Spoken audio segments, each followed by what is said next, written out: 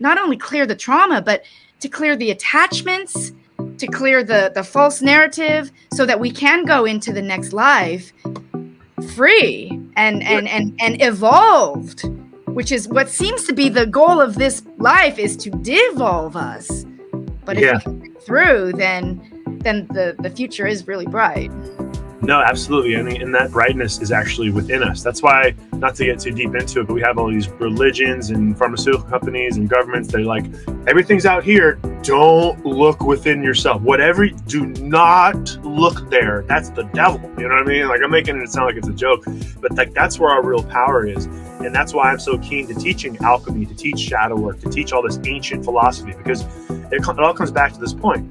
We can heal ourselves. We have to heal the psyche, the soul aspect within us. And essentially, these multi-billion-dollar corporations, not all of them, but a lot of them, they're feeding on our soul because we're so unconscious. I'm going to say it again. They are feeding on our soul because we are so unconscious. Like people who are still eating fast food, they're still smoking cigarettes, they're still drinking alcohol, they're still doing all these things that dim their light.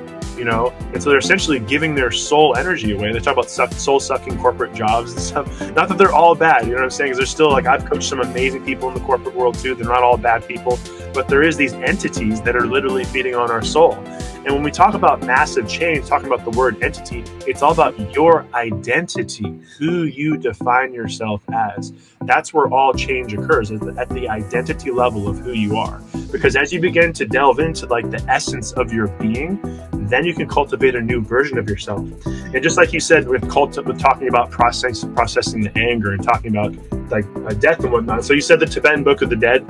Yeah. And then this is the book I was actually talking about, the Tibetan Book of Living and Dying, which is based on the Tibetan Book of the Dead. It's actually just easier to read. The original text is really hard to read. This one's a little bit easier. And like, just to give you a little backstory, I started studying this. My mom got cancer years ago, and she's totally healed now. She's beat cancer, so oh yeah.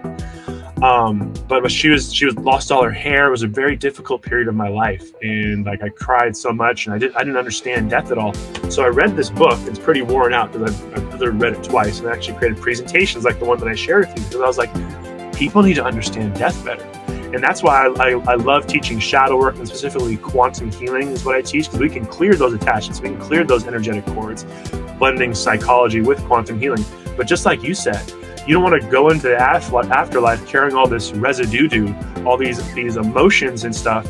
It's all about healing in this lifetime. One of the things that talks about in the book is like, and I've done a fair amount of studying on like how to die, because like why aren't we being taught this? Is that you don't want to be like freaking out like what's going to happen in the afterlife. You want to be like just in this beautiful calm space, because your energetic field is all that you take with you into the afterlife.